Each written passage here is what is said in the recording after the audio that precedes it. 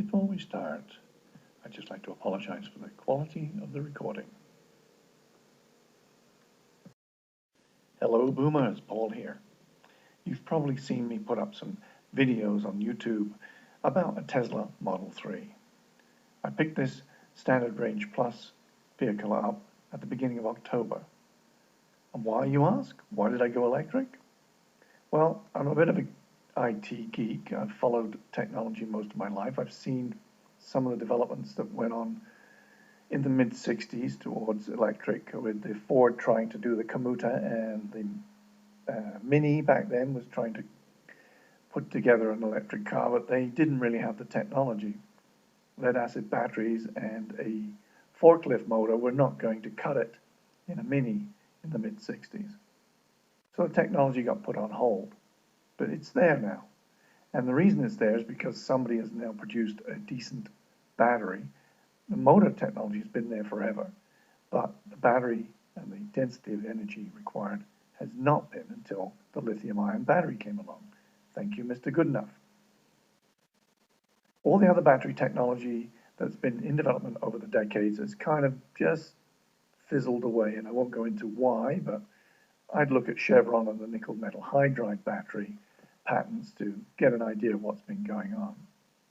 But now that's broken through that restriction, we've got electric vehicles, and all the automakers are now scrambling to get on board. But that's not the whole story. An associate I was working with some years ago came in and said his friend's car now drives itself with a software update that was over the air. It piqued my interest, and I dug into the company, which was Tesla Motors, and started finding out about Elon Musk and the technology and how they'd managed to produce a car several years earlier, which I had noticed, which was the Tesla Roadster. But I never thought much more of it because it was $100,000 US and way out of my price range. So from that time on, I followed the company closely, and I discovered very quickly that the whole of Tesla Inc.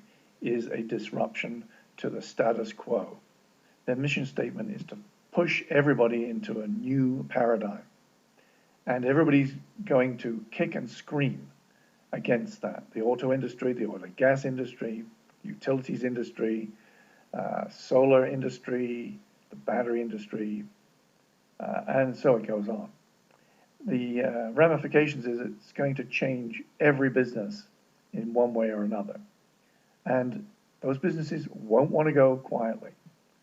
And that's when I realized that the FUD, the fear, uncertainty, and doubt, that a lot of these corporations are funding behind the scenes.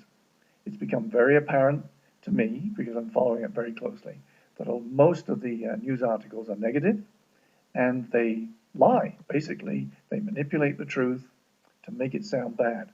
For example, falling asleep at the wheel of a Tesla. How shocking.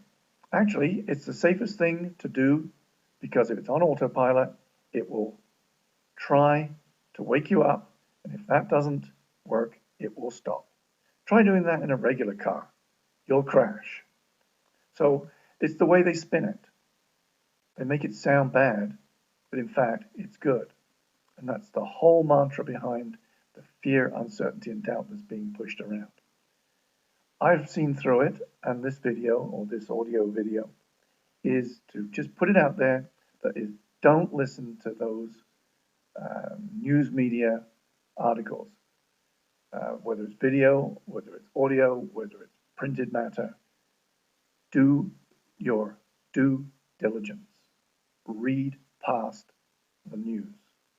If you don't, you're just buying into a paid-for disinformation campaign that's going to basically delay the uptake of electric vehicles and possibly harm you and the planet.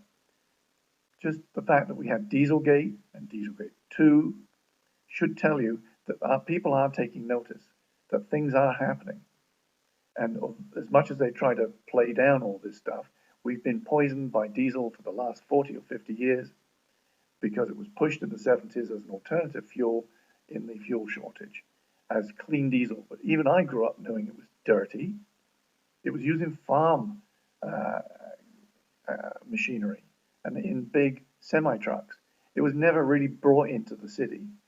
They could get away with it in those scenarios. Go and look at what they burn on ships. They burn the lowest quality diesel fuel, bunker fuel, I think it's called. All this stuff is behind the scenes. You don't see it, you don't hear it. It's all quietly going on, and we're all quietly being poisoned by all those fossil fuels. It's time to get off it. It's that simple. But the trouble is, you've got a lot of big corporations who want to keep the status quo. And I don't understand it because these people are human beings, they've got families, they've got children. To summarize, this purchase is to set an example for my kids, for my family, for my friends, and for the world at large. It may hurt me financially, spending my kids' inheritance, but I believe in this mission.